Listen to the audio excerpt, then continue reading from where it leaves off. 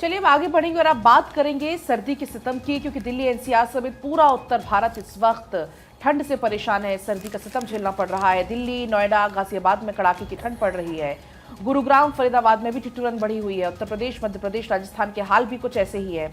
उधर पंजाब, हरियाणा में भी घना कोहरा और ठंड के चलते काफी ज्यादा परेशानी लोगों को हो रही है। और तस्वीरें आपको हम दिखा भी रहे हैं, जिस तरीके से घना कोहरे की वजह से रफ्तार सी थम गई हो, मानो वाहनों के पहिए थम गए हों। अगर हम बात करें आवाजाही की, तो पूरे तरीके से यातायात व्यवस्था बाधित हुई है। चाहे वो सड़क मार्ग हो, रेल मार्ग हो, हवाई मार्ग हो, स्थिति बहुत ज़्यादा खराब है। गुरुग्राम, फरीदाबाद की बात करें तो वहाँ पर ठिठुरन बहुत ज़्यादा बढ़ गई है। शीतलहर का कहर देखने को मिल रहा है। पहाड़ों पर जो बर्फबारी हो रही है उसका असर साफ तौर पर मैदानी इलाकों में दिख रहा है, जहाँ पर कोहरा है, कभी शीतलहर है और इस बीच जो तापमान है वो लगातार गिर रहा है। ठिठुरन बढ़ चुकी है। गुरुग्राम, फरीदाबाद की स्थिति भी कुछ ऐसी ही है। ग्राउंड जीरो पर क्या कुछ स्थिति है वो आपको हम दिखाएंगे। तमाम जो हमारे सहयोगी वो हमारे साथ अलग अलग स्थानों से जुड़ गए हैं। डॉक्टर थानेश्वर हमारे साथ चंडीगढ़ से, रांची से धनंजय, वाराणसी से हरेंद्र शुक्ला, शिमला से रॉबिन हमारे साथ होंगे। आज सबसे पहले आपको लिए चलते हैं चंडीगढ़। डॉक्टर थानेश्वर हमारे साथ बने हुए हैं। थानेश्वर, आप बताइएगा चंडीगढ़ का क्या कुछ हाल है। लेकिन वैसे तो ये कहा जाता है कि मकर संक्रांति के बाद दिन थोड़े से बड़े होने लगते हैं और लोगों को राहत मिलने लगती है ठंड से, लेकिन फिलहाल क्या कुछ चंडीगढ़ की स्थिति आप बताइएगा। बिल्कुल ठीक कहा आपने। हमारे हिंदू धर्म के जो धार्मिक ग्रंथों में लिखा हुआ है कि मकर संक्रांति के बाद एक तिल भर दिन बड़ा होना शुरू हो जाता है और ठंड जो है वो खत्म होनी शुरू हो जाती है। आज मैं आपको दिखाना चाहूंगा कि कोहरा बिल्कुल भी नहीं है, बिल्कुल साफ है मौसम। और लेकिन हाँ, ठंड आज बहुत बड़ी हुई है। ठंड जिसे कहते हैं कि हार्ड कपकपा देने वाली ठंड है, जिसे कहा जाता है कि हड्डियों में घुसने वाली ठंड है, तो वो ठंड है आज इस ठंड से लोगों को ज़्यादा परेशानियों का सामना करना पड़ रहा है। और साथ ही साथ शीतलहर भी सुबह से तड़के से चल रही है, जो इससे मैं कहूँ कि कोहरे से जहाँ एक तरफ लोगों को निजात मिली है चंडीगढ़ वासियों को, वहीं दूसरी तरफ शीतलहर और ठंड से उन्हें बहुत ज़्यादा परेशानियों का सामना करना पड़ रहा है। दूसरी तरफ अगर मैं हरियाणा की बात करूँ या पंजाब की बात करूँ, तो हरियाणा में आज घना कोहरा छाया हुआ है। नेशनल हाईवे पर अम्बाला से, कालका से लेकर और सोनीपत तक पूर्णतः कोहरे की चादर में ओढ़ा पड़ा है और विजिबिलिटी 5 मीटर भी नहीं है, जिस कारण वाहन चालकों को अत्यधिक परेशानियों का सामना करना पड़ रहा है। बार बार प्रशासन द्वारा एडवाइस जारी की जा रही है कि अपने वाहन की जो सफेद लाइट आप लोगों ने करवा रखी है उसको ब्लू कर लें और उसके बाद आप चलें, ताकि किसी तरह की कोई परेशानियां ना हो सके। और साथ ही साथ हॉस्पिटलों को भी 24 घंटे अलर्ट रहने के लिए आदेश दिए गए हैं, ताकि यदि ठंड से कोई पेशेंट आता है, क्योंकि ठंड अब कपकपा देने वाली ठंड बढ़ गई है, तो यदि किसी को कोई परेशानी आती है तो ठंड से, तो उसका तुरंत उसे डॉक्टरी सुविधा उपलब्ध करवाई जाए। इसके साथ ही साथ कल मुख्यमंत्री नायब सिंह सैनी ने लोहड़ी के त्यौहार मनाते समय स्वयं सभी प्रशासनिक अधिकारियों को लाइव जुड़कर कहा कि जितने भी रैन बसेरे बनाए गए हैं, सभी रैन बसेरों का टाइम टू टाइम औचक निरीक्षण किया जाए। यदि किसी भी रैन बसेरे में किसी तरह की लापरवाही होती है या किसी को जो बेघर है उसको परेशानियों का सामना और ये जरूरी भी है थानेश्वर, जो अधिकारी तमाम तरह की व्यवस्थाएं दुरुस्त हो और इसको लेकर के मुख्यमंत्री की तरफ से भी दिशा निर्देश दिए जा रहे हैं। एक बार वाराणसी का रुख कर लेते हैं। हरेंद्र शुक्ला हमारे साथ, हमारे सहयोगी वाराणसी से मौजूद है। हरेंद्र, वहां पर क्या स्थिति, और ये भी बताइएगा क्योंकि आज मकर संक्रांति का भी मौका है, तो ऐसे में गंगा स्नान करने के लिए श्रद्धालुओं की बड़ी संख्या वहां पर देखने को मिल रही होगी, लेकिन ठंड किस तरीके से वहां पर इस वक्त है? वाराणसी तो वैसे बिल्कुल घने कोहरे की आगोश में है। वाराणसी नहीं, पूरा पूर्वांचल घने कोहरे की आगोश में है। आप मेरे पीछे देख सकते हैं कि मेरी मौजूदगी इस समय वाराणसी के 80 घाट पे है और बिल्कुल सफेद चादर सा माँ गंगा के जो है तट पे जो है फैला हुआ है। और सबसे बड़ी बात यह है कि आज मकर संक्रांति का स्नान हो रहा है और देश और दुनिया से लाखों की संख्या में श्रद्धालु काशी आए हुए हैं और लगातार 5 बजे भोर से ही गंगा स्नान कर रहे हैं। गंगा स्नान करने के बाद दान पुण्य कर रहे हैं। और सबसे बड़ी बात यह है कि श्री काशी विश्वनाथ मंदिर में जो देश दुनिया से मकर संक्रांति के अवसर पे गंगा स्नान करने के लिए काशी आए हुए लोग हैं, बाबा विश्वनाथ के दर्शन के लिए लगभग 1.5 से 2 किलोमीटर तक लंबी कतारें लगी हुई हैं चारों गेट पर। और वहां पे सुरक्षा की बहुत ही माकूल व्यवस्था की गई है। क्रमवार लोग जो है बाबा विश्वनाथ का दर्शन कर रहे हैं। और मैं आपको सबसे खास बात यह है बनारस की कि आज यहाँ पे ठंड पर आस्था भारी पड़ती नजर आ रही है।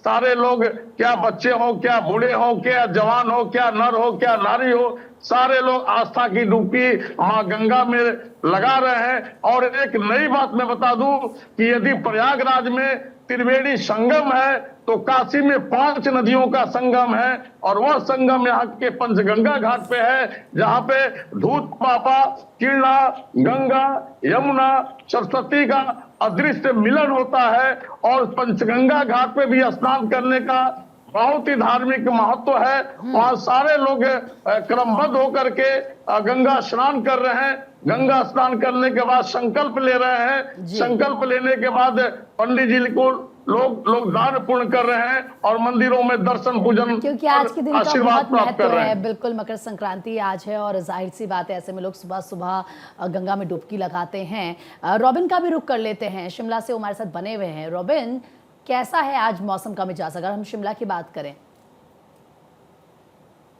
कि आज हिमाचल में मौसम जो है साफ बना हुआ है और मौसम विज्ञान केंद्र का भी अनुमान था कि प्रदेश में आज और कल दोपहर तक प्रदेश में मौसम साफ बना रहेगा। हालांकि कल के बाद देर शाम एक पश्चिमी विक्षोभ फिर हिमाचल में दस्तक देने वाला है, जिसका असर 16 तारीख को मुख्य रूप से देखने को मिलेगा और प्रदेश भर में बारिश और बर्फबारी का अनुमान जो है मौसम विज्ञान केंद्र ने जताया है।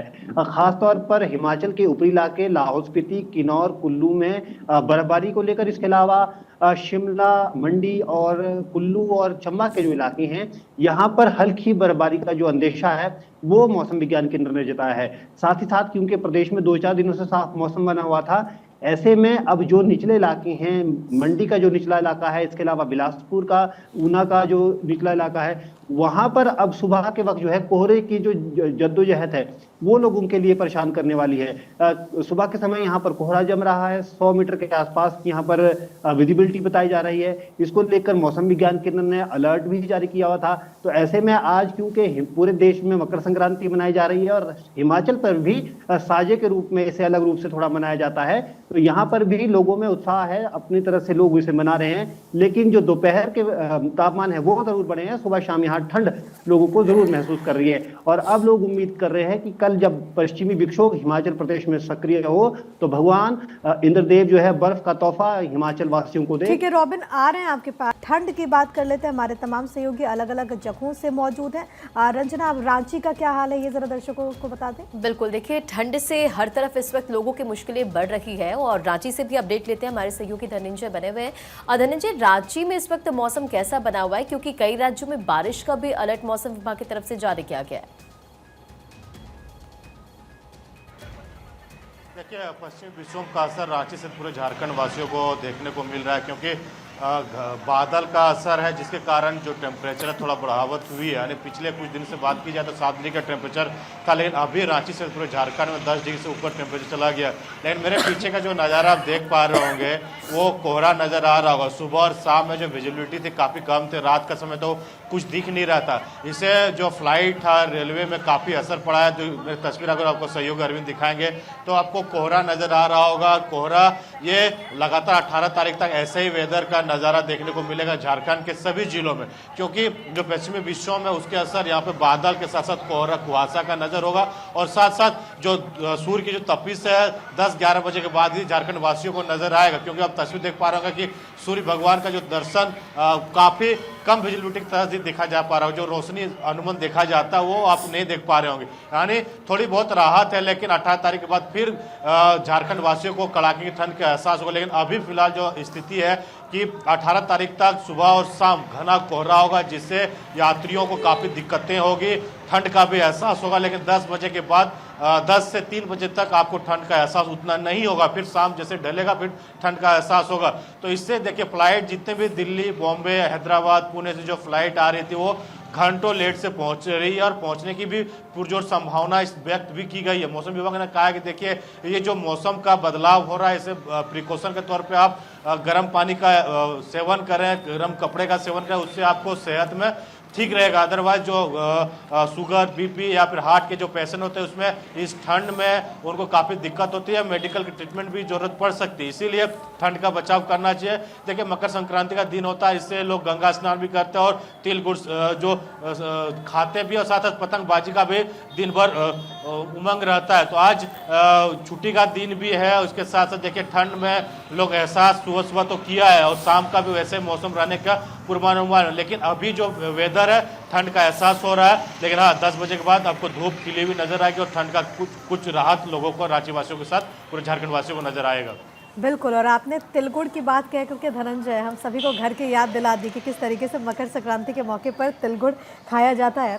एक बार फिर से थानेश्वर का रुख करते हैं। थानेश्वर हमारे साथ हमारे सहयोगी चंडीगढ़ से लगातार मौजूद हैं। थानेश्वर ज़रा बताइएगा, क्योंकि मौसम में जिस तरीके से तब्दीलियाँ हो रही हैं, सबसे ज़्यादा अगर असर किसी में पड़ता है तो वो हमारे अन्नदाता हैं। मौसम में हालांकि आप कह रहे हैं कि कोहरा अभी वहाँ पर नहीं है, जो कि राहत की बात है, लेकिन अभी जो मौसम बना हुआ है वो फसलों के लिए कितना सही है, कितना गलत?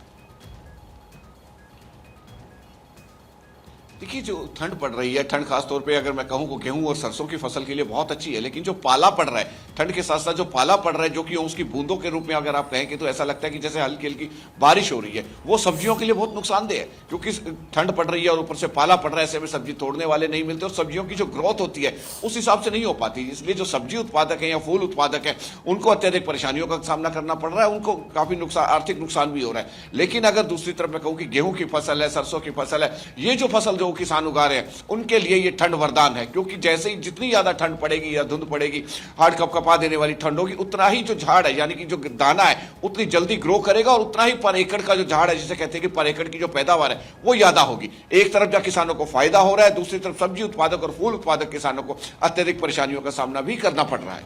जी ठीक है, आप सभी सहयोगियों का बहुत धन्यवाद हमारे साथ जुड़ने के लिए और तमाम जानकारी दर्शकों तक पहुंचाने।